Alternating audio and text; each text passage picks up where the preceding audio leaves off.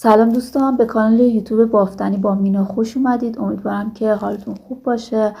دوستان، امروز براتون این پتویی رو که در تصویر مشاهده میکنید رو آماده کردم که با کلافهای آلیزه پوفی فاین بافتم و بافتش هم حصیری هستش. من برای یک تخت یک نفره بافتم، ولی شما برای هر سایزی که دوست داشته باشید میتونید ببافید. اگر برای نوزاد میخواهید ببافید، پتوی نوزاد 6 تا کلاف که بگیرید کافی هستش و شما به راحتی میتونید این رو یاد بگیرید، چون که از دورش تشکیل شده و بافتش رو من دقیق براتون توضیح دادم. بافت بسیار ساده ای هستش. دوستان، برای دیدن پتوهای بیشتر که در کانال هست من لینکش رو این بالا میذارم و شما میتونید با کلیک روی اون پتوهای دیگه ای که در کانال هست رو ببینید و امیدوارم که از بافتشون خوشتون بیاد. اگر دوست داشتید عضو کانال بشید و با لایک و کامنت و سابسکرایب از کانال خودتون حمایت بکنید. از همه شما تشکر میکنم. دوستان، برای بافت حصیری باید ابتدا به این نکته توجه بکنید که تعداد دونه هاتون حتما باید زوج باشه. بعد از اینکه اندازه گیری کردید، که برای اندازه گیری کردن هم میتونید مثلا از روی اون پتویی که مورد نظرتون هست اندازه گیری بکنید. این رو بذارید قسمت مثلا پتو، ببینید چقدر میخواید که اندازش باشه، یا از روی تخت میتونید اندازه گیری بکنید و در انتها حواستون باشه که تعداد دونه هاتون زوج باشه. و بافت حصیری دوستان از دورش تشکیل شده. الان من یک نمونه کوچیکی رو براتون میبافم. خب 10 تا دونه رو میشمارم: 2 3 4 5 6 7 8 9 10. من میخوام توی این 10 تا دونه مدل رو براتون توضیح بدم، ولی شما به اندازه‌ای که مورد نظرتون هست تعداد دونه هاتون رو به این صورت از ابتدای کلاف کنار بگذارید. خب این 10مین دونمون هست دوستان. ببینید الان میخوام به این سمت بریم، درسته؟ پس این اولین دونمون هم باید به این سمت باشه. ببینید برای بافت حصیری باید دونه ها رو به این صورت دوتا روی همدیگه بذاریم.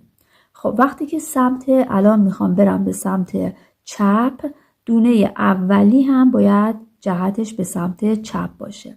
خب من این دوتا دونه رو به این صورت کنار هم میذارم. ببینید این دونه 10می بود، میذارم روی دونه 9می به این صورت و شروع میکنم. این کلاف، این دونه هایی هستش که از کلاف میاد دوستان، و شروع میکنم از همون ابتدای دونه به بافتن به این صورت. الان این دوتا دونه به این شکل بافته شد. خب دوتا دونه بعدی هم به همین صورت هستش. دونه اول رو به این صورت میذارم روی دونه بعدیش و اینم دونه هایی هستش که از کلاف میاد و این دوتا دونه رو هم میبافم تا انتها به این شکل هست. تکرار میشه دوستان. ببینید برای اینکه حواستون پرت نشه که مثلا الان این دونه رو باید این سمت بذارید یا به این سمت، به جهتتون نگاه بکنید. الان داریم به سمت چپ میریم. خب پس دونه اول باید جهتش به سمت چپ باشه. این نکته رو اگه در نظر بگیرید دیگه اشتباه نمی کنید دوستان. و بعد دوباره این دوتا رو میبافید.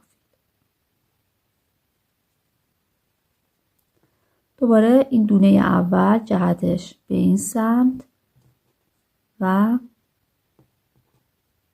بافته میشه و دوتا دونه آخر هم به همین صورت روی هم میذاریم و میبافیم.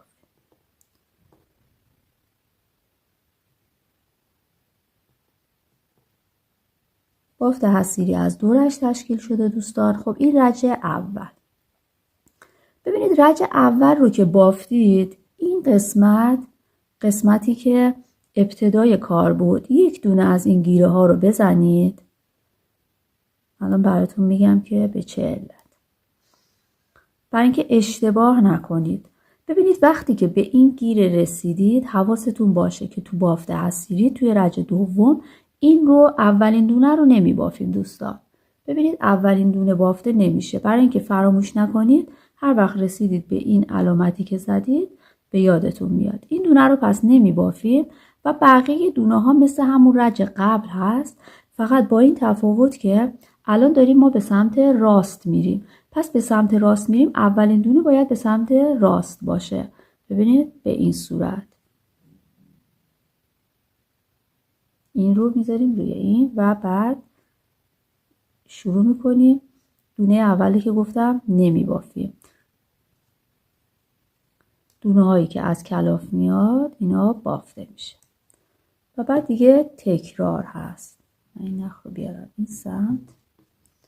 خب این که از کلاف داره میاد، ما هم داریم به سمت راست میریم، پس دونه اول باید جهتش به سمت راست باشه. به این صورت میذاریم رو هم دیگه و میبافیم.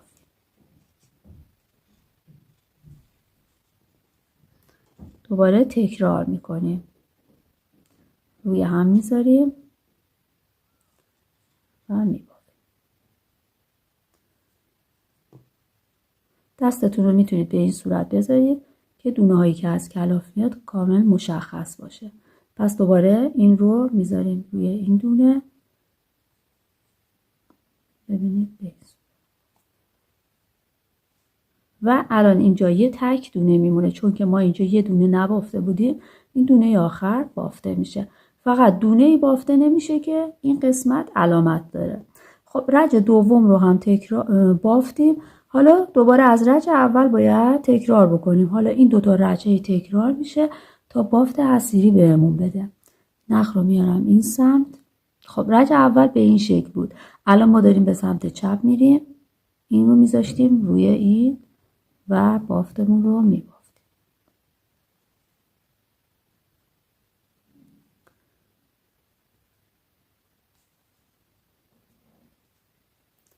این رو میذاریم روی این. باید اولین دونه جهتش به سمت چپ باشه توی این قسمت، یعنی به سمتی که داریم میریم. دوتا دونه رو میذارم رو هم. ببینید به این شکل.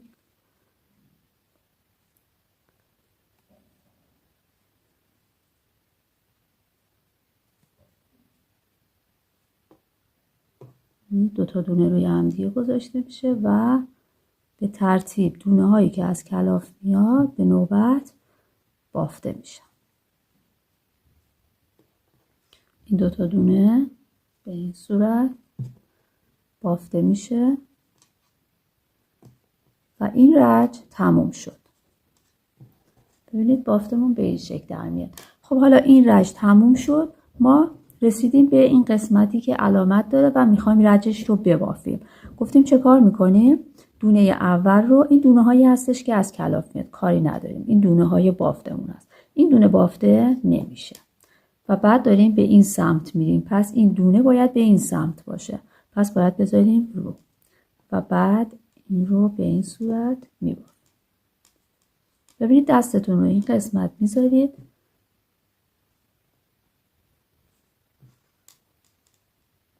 اینا رو روی هم میذارم.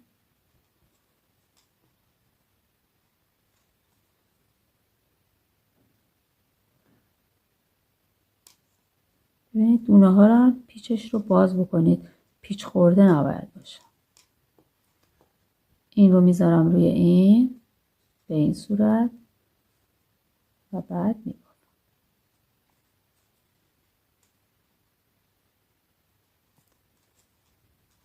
این رو میذارم روی این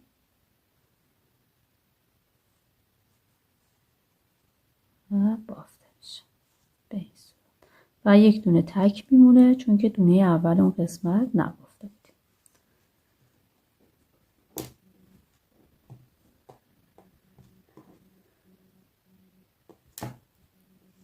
رج بعد رو هم براتون میبافم. خب ببینید رج بعد دوباره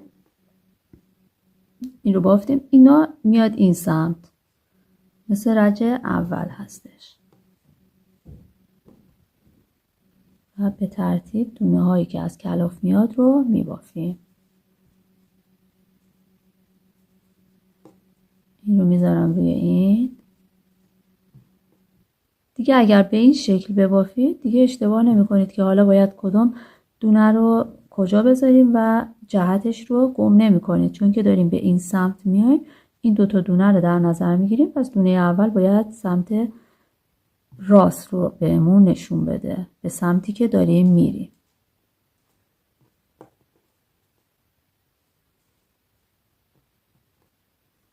ببینید این دوتا دونه این روی این قرار میگیره و بعد بافته میشه.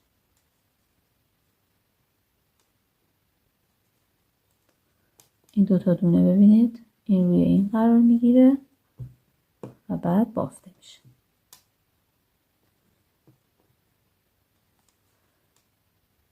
به همین ترتیب بافتتون رو ادامه میدید. دوباره رسیدید به این علامت، دونه اول بافته نمیشه، دوتا دونه های بعد به این صورت بافته میشن. ببینید باید جهت این سمت رو نشون بده. به همین ترتیب دوستان پس دو تا قانون داده دیگه، دو رش هست و از تکرار اون دو رش تشکیل میشه. این قسمت که ابتدای کار هست علامت بزنید، دونه های اول این قسمت بافته نمیشه. هر سمتی که میرید اون دونه اولتون دو تا دونه است دیگه، دونه اولتون باید به همون سمت باشه. سمت راست میرید باید سمت راست رو نشون بده، سمت چپ میرید به سمت چپ باید بره دوستان.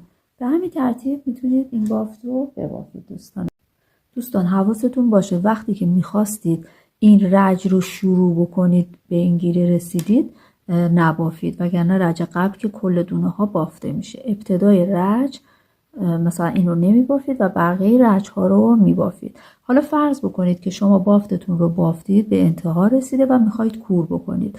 ببینید این قسمتی هستش که نخمون رو استفاده می کردیم دیگه. الان بافتمون تموم شده، شما از جهت دیگه باید کور بکنید، یعنی از این سمت. کور کردنش هم راحت هستش. ببینید دونه دوم رو از زیر دونه اول میکشید بیرون به این صورت.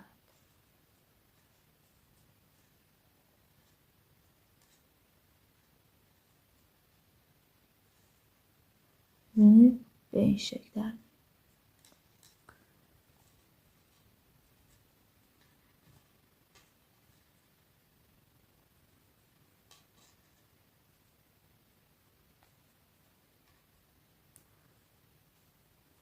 ببینید شما میتونید اینجا این نخ رو ببینید، این دونه ها وسطش یک نخ هست، این نخ رو بچینید و از داخل این در بیارید و نخ رو اون پشت مخفی بکنید. ولی اگر دوست داشته باشید میتونید به اندازه دور تا دور این کلاف رو کنار بگذارید ببینید و برای این قسمت ها هم حاشیه ببافید.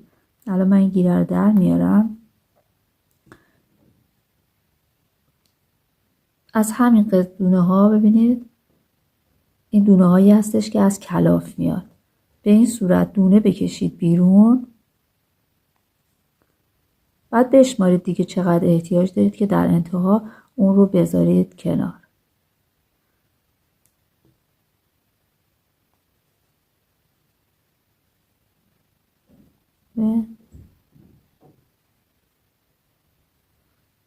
از این قسمت ها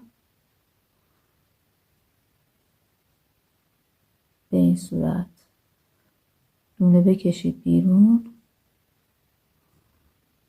و تا انتها این کار رو انجام بدید و بعد این دونه هایی که اینطوری کشیدید بیرون ببینید این دونه انتهاییمون بود دیگه، این رو به همین صورت بافتتون رو ادامه بدید. برای اینکه جمع نشه بهتر هستش که از قسمت گوشه ها دو تا دونه در بیارید که دیگه جمع وای نمیسته. حالا ببینید این قسمت اینجا مثلا گوشه هستش، بهتر هستش که از این قسمت ببینید دو تا دونه در بیارید به این صورت و بعد بافتتون رو به این شکل ببافید. اگه به این صورت ببافید اینطوری سر تا سر یه حاشیه خواهید داشت.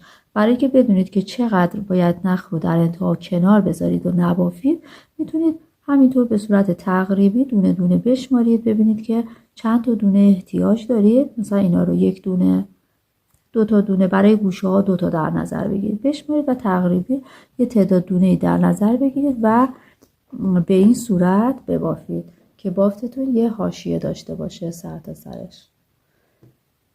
خب دوستان، امیدوارم که از بافت این مدل حصیری خوشتون اومده باشه و باهاش بتونید پتوی نوزاد، پتوی نوجواناتون رو ببافید و لذت ببرید. حتی میتونید برای روی تخت خودتون هم ببافید. امیدوارم که از بافتش خوشتون اومده باشه دوستان. خدا نگهدار.